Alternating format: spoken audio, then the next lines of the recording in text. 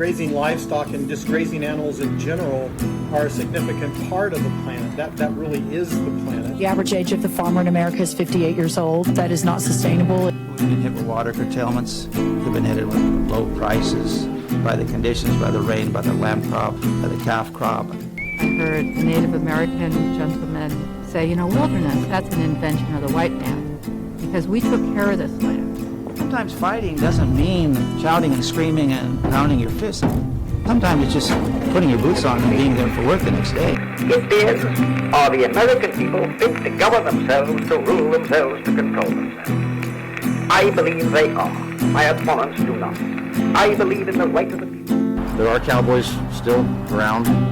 You just probably don't see them because we're working all the time. I'm Keely Brazil Cavello, and this is America UNWON.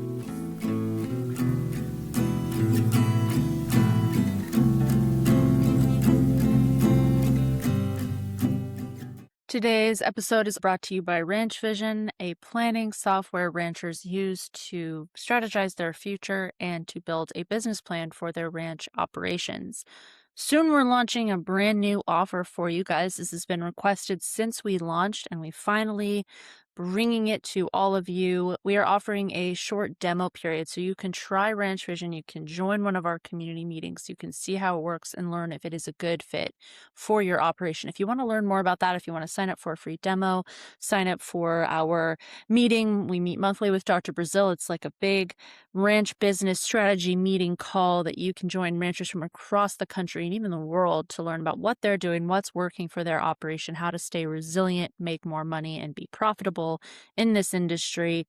Visit www.ranchvision.io today and get on it, because you could be planning to profit right now with Ranch Vision. This is a report from UNWON written by myself, Keely Brazil Cavello. You can read the whole thing at www.americaunwon.com. The title is Pay to Play: How a Nonprofit run by county officials recruited big wind and solar to Arizona ranch country. Did a European energy company just happen to find Casey Murph, or were they invited? Find the link in the show notes or the description of this episode. This report started with a rancher named Casey Murph. He's a friend of mine, multi-generational cattleman up in Northeast Arizona, running on a grazing allotment his family has held a long time.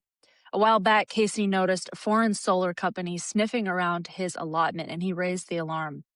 I covered that story, but when I started pulling the thread on how that company from Denmark found its way to his corner of Navajo County in the first place, it led somewhere I did not expect. Thanks to a tip, I started looking into a nonprofit that had already legally dissolved on paper, that was run by sitting county officials out of county offices, and that had quietly taken in more than $1 million from the wind and solar developers trying to get into that county. This is the report. It's called Pay to Play. Weeks after fifth-generation Arizona rancher Casey Murph raised the alarm about a foreign solar company trying to access his family's grazing allotment, he met with representatives from the Arizona State Land Department. He had first heard from Ørsted, the European company interested in building a solar project on his land, when they asked to get through one of his locked gates. State officials told him the company has enormous power. Ørsted has the full resources of the nation of Denmark. Money is not an object, Murph says. If they want access and have all the time in the world to get it, they can just pay off whoever joins the site and get access. He criticizes Arizona's government for being overly accommodating to them. Seems to me that the state is bending over backwards to allow these solar conglomerates all the leeway in the world to get everything lined up to get the project approved, he says. But no one is bending over backwards to help the rancher stay in business. It turns out these developers may not have discovered Casey Murph by chance. They were invited, and local officials laid out the welcome mat. County records and corporate filings reviewed by UNWON suggest a nonprofit operating out of Navajo County offices and led by county officials used public resources to recruit international developers to build their wind and solar installations in Arizona ranch country. On paper, Real AZ no longer exists. Selling Arizona ranch country to the world. Business filings show the nonprofit Real AZ shut down in October 2024. But its website is still active, and county financial records reviewed by UNWON indicate Real AZ continues to receive membership dues from the very companies whose projects it solicits. According to community researchers, virtually all private corporate donors to Real AZ have ties to active renewable energy projects in Navajo and Apache counties. The Real AZ board includes multiple county officials, including Navajo County District 3 Supervisor Jason Whiting, who serves as chairman. Elected to represent a community divided over wind and solar projects, Whiting appears to lead a nonprofit that actively solicits them. On July 28, 2025, Real AZ paid the Financial Times of London $25,000. The expense is logged as Financial Times No UT Real AZ FDI Strategies. FDI stands for Foreign Direct Investment. If this was for an ad, it wasn't designed to be seen by local entrepreneurs. It invited the global investment community to take advantage of Arizona's heavy tax subsidies and wide open spaces for sprawling energy projects. Real AZ was marketing northeastern Arizona to the world's money. But by that point, Real AZ had been officially dissolved for 9 months. Jason Whiting signed the dissolution paperwork himself. Local leaders play double duty. In a November 2025 promo video for Real AZ, Whiting describes the group's purpose. Quote, "We're about helping business come into the area and providing jobs and opportunity," he said. In 2013, Real AZ Development Council, Inc. was incorporated with a Holbrook address, 100 East Code Talkers Drive, the Navajo County Administrative Building. Whiting became president and director on January 28, 2015, according to Arizona Corporation Commission records. That version of Real AZ was administratively dissolved for failure to maintain a statutory agent. It was reinstated in June 2017, then dissolved again for the same reason in March 2018. This time, it stayed closed. In 2022, Whiting signed articles of incorporation for a new entity, Real AZ Economic Development Group, Incorporated, also located at 100 East Code Talkers Drive. He is named as incorporator. Real AZ collects membership dues from renewable energy companies.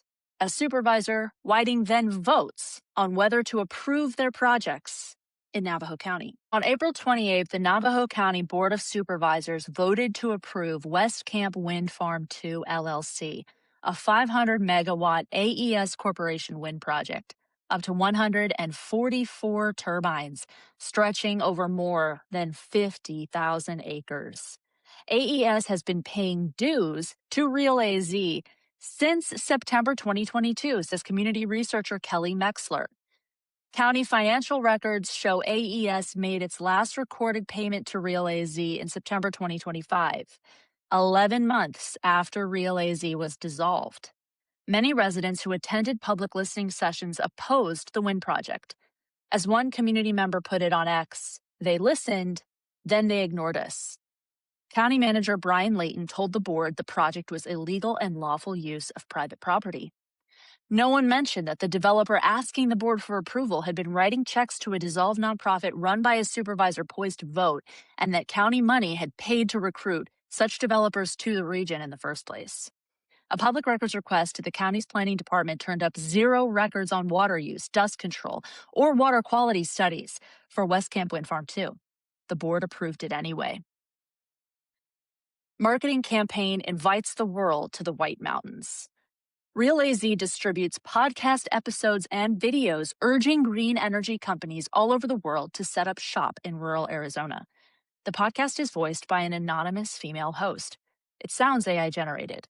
The County Ledger shows a ChatGPT subscription billed to Real AZ's fund. Quote, "A region that actually has room to breathe, a place that was practically built from the ground up with business in mind. Well, that's Real Arizona," an episode from February 2026 states. "It's this economic corridor up in the northeastern part of the state, and it's quickly becoming a very powerful alternative." End quote. The host then goes on to break down what makes the region, quote, "so interesting for renewables." listing sunshine, big stretches of affordable land, and connectivity to the power grid as natural advantages for developers looking to establish, quote, huge, successful energy projects, end quote. She invites entrepreneurs to come fill in, quote, gaps in the supply chain. Quote, the big developers are on their way and they're going to need everything from transformers and panel frames to cranes and earth movers, she says. This is a true ground floor opportunity, end quote. The podcast tells business owners that what makes this zone, real Arizona, particularly attractive is its lax regulatory environment. The Navajo County Board reshaped its zoning rules in June 2025, according to reporting by the White Mountain Independent. Mexler says ordinances were weakened to fast-track wind and solar projects. Renewable companies pay dues to Real AZ. Whiting is not the only county official at Real AZ. Rochelle LaCapa, Navajo County's government relations director, is named in the original 2022 Articles of Incorporation as executive director and founding statutory agent. She remains CEO of record until 2023, when she was replaced by Chris Pastors, Economic Development Director for Navajo County. Pastors used his county email address as the organization's contact of record. Hunter Moore also serves as a board member. According to his Real AZ bio, Moore previously served as an executive staff member for Navajo County. Another board member, Preston Robon, is the Economic Development Director for Apache County. Whiting, LaCapa, Pastors, Moore, and Robin did not respond to requests for comment. But in a Navajo County board meeting in March, Whiting denied any conflict of interest. Quote, I don't receive any money, Whiting told the board. I don't get paid. I don't get any money, nor have I from Real AZ. So that's not a conflict of interest, end quote. Arizona Public Service, APS, is the largest energy utility in the state and is state regulated. APS transferred $600,000 to Real AZ in February 2022, according to reporting by the White Mountain Independent.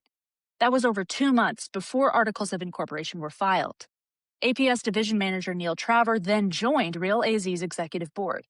APS is required to meet green energy mandates set by the state and purchases power from these solar and wind projects.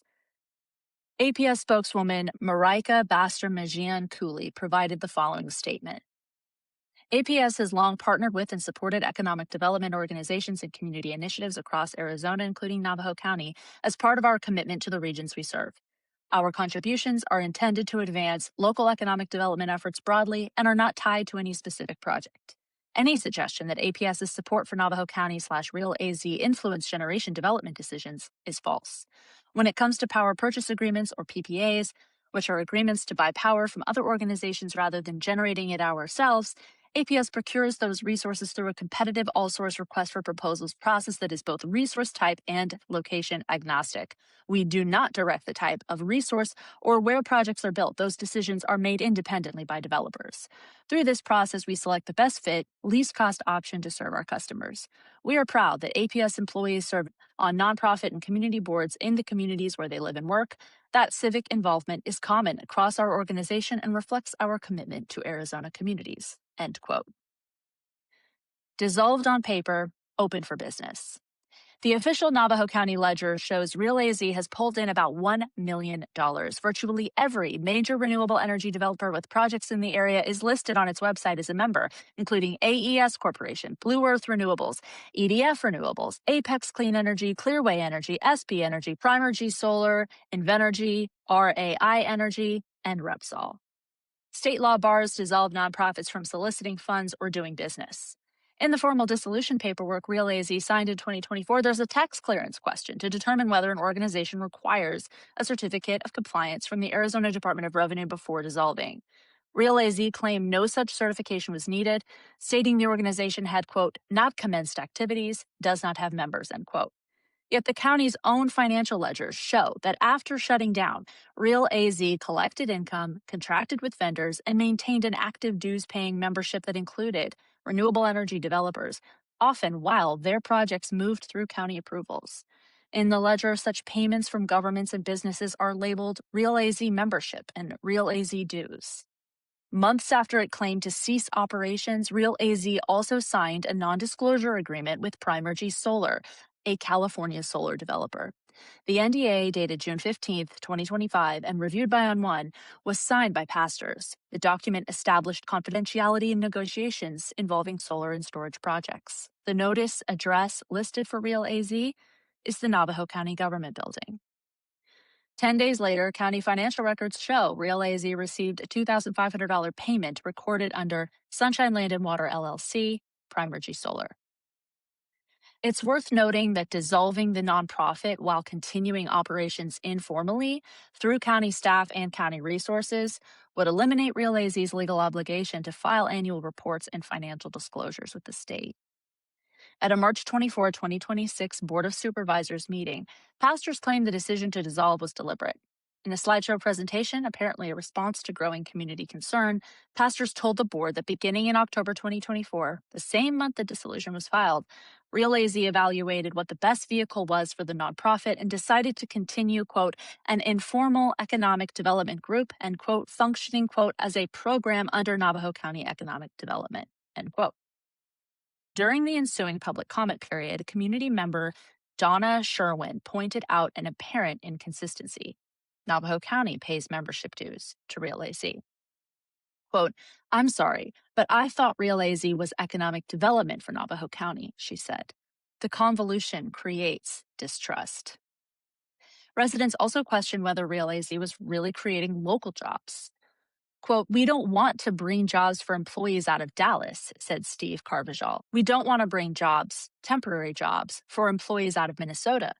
We want employment for the people here, end quote. Others said the nonprofit is not even spending its resources within the community. Quote, they only spent 2.2% of that money on actual goods and services inside the county, said Celia Laughlin. This was not economic development. It looks more like a pay-to-play, end quote. Generational ranchers displaced. Casey Murph has heard from the federal government. Secretary of Agriculture Brooke Rollins called him personally and promised to help. We have your back, she posted on X. Solar and wind encroachment on rangeland has become an increasing concern. It's uniquely threatening to Arizona's ranching industry because here, most ranchers rely on grazing leases. Quote, Arizona, as a lot of people know, has little private land, Murph says. And due to the climate, it takes a lot of land in order to run enough cows to have a sustainable operation. So almost all Arizona ranchers rely on either a state or federal lease allotment, end quote. He says if he loses the allotment in question, he'll lose his cattle business. Quote, without the state allotment lands, our operation would not have enough acreage to run enough cows to pay our private land taxes and maintenance costs, end quote. The Arizona State Land Department released a statement on May 28th in response to the uproar. Quote, to be clear, ASLD has no policy prioritizing solar over any other use, it read in part. The proposed Ørsted solar project is in the very early stages of evaluation as ASLD and the applicant works through the due diligence process, end quote. The department emphasized its commitment to collaborating with ranchers. Quote, Arizona's history is deeply tied to ranching. Families came west, raised cattle, managed the land, and helped build the communities that define rural Arizona today, end quote. But this doesn't jibe with the government's actions, Murph says. Quote, if the solar company has no access, that should be an automatic rejection of the application, and that's that.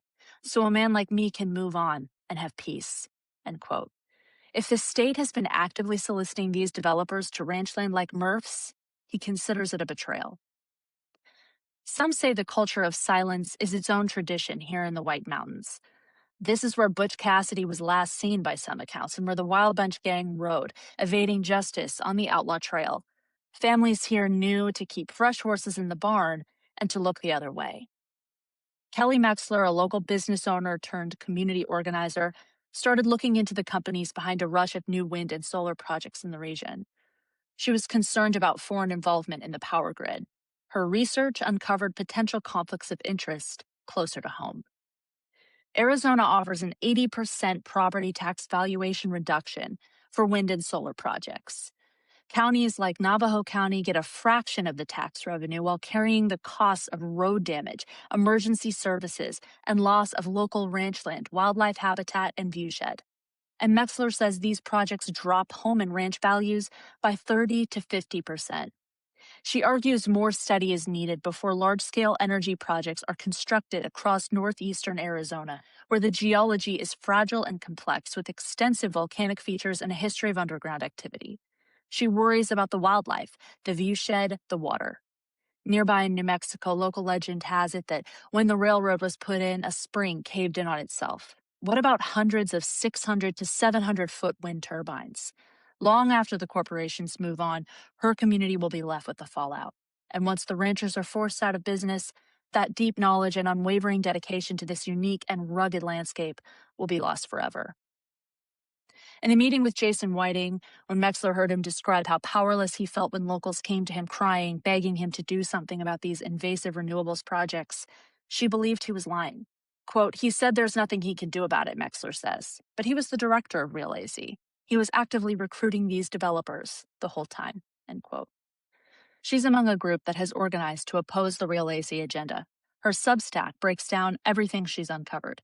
You can find it at ncelections.substack.com. Community listening sessions on wind turbine projects paint a clear picture. By Metzler's estimate, 80% of attendees oppose the installations. Quote, our officials are working on behalf of all these foreign companies, she says. Those community listening sessions are just to check a box. They don't care what we want, end quote.